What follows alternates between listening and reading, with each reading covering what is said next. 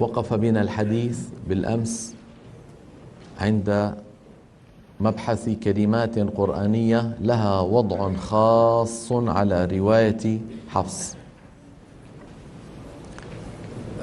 هذه الكلمات كما نرى على اللوحة: حكم الصاد في ويبسط وأخواتها. عندنا في اللغة العربية فعل اسمه باسط، باسط، وعندنا فعل آخر اسمه سيطرة، سيطرة، سين يا طاء راء. من العرب من يقول بسط بدل ايه؟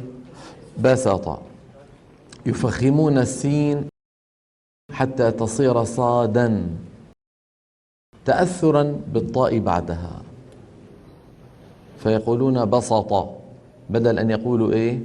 بسط. ويقولون سيطرة بدل سيطرة.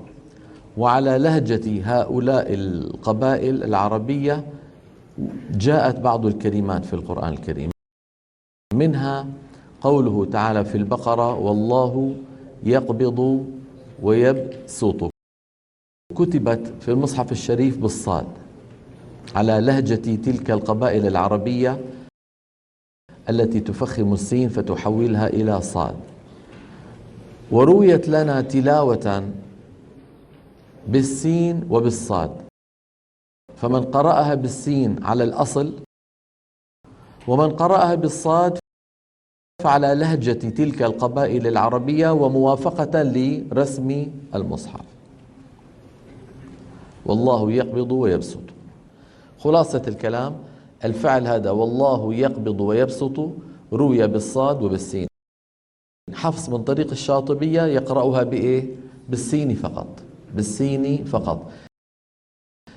ما علامة ذلك؟ علماؤنا وضعوا فوقها سين صغيرة، سين صغيرة بمعنى اقرأها بالسين. لكن هل تقرأ بالصاد ولا لا؟ تقرأ من طرق أخرى عن حفص، ليست من طريق الشاطبية بل من طرق طيبة النشر. تمام؟ الكلمة الثانية قوله تعالى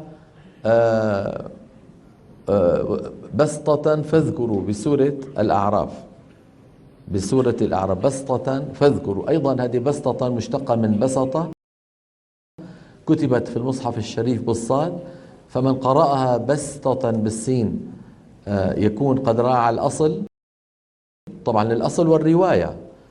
ومن قرأها بالصاد شو بيكون؟ راعى الرسم ولهجات القبائل التي تقرأها بالصاد. أيضا علماؤنا وضعوا فوقها إيه؟ سين صغيرة. الكلمة الثالثة في سورة الطور قوله تعالى: أم هم المسيطرون. أيضا هذه من فعل سيطرة، مكتوبة بالصاد. حفص من طريق الشاطبية رواها بالصاد وبالسين، رواها بإيه؟ فلذلك علماءنا وضعوا السين تحت. انتبهنا؟ إذا وجدت السين الصغيرة فوق معناها اقرأها بالسين فقط، إذا وجدت السين تحت معناها اقرأها بإيه؟ بالوجهين، بالصاد وبالسين. حفص من طريق الشاطبية يقول: أم هم المسيطرون، أم هم المسيطرون، كده وكده. الكلمة الرابعة والأخيرة: لست عليهم بمسيطر في سورة الغاشية، هي بالصاد مكتوبة ورواها حفص من طريق الشاطبية بالصاد. انتبهنا كيف؟ هذه الكلمات الأربع من طريق طيبة النشر بالسين وبالصاد، طرق هكذا وطرق هكذا.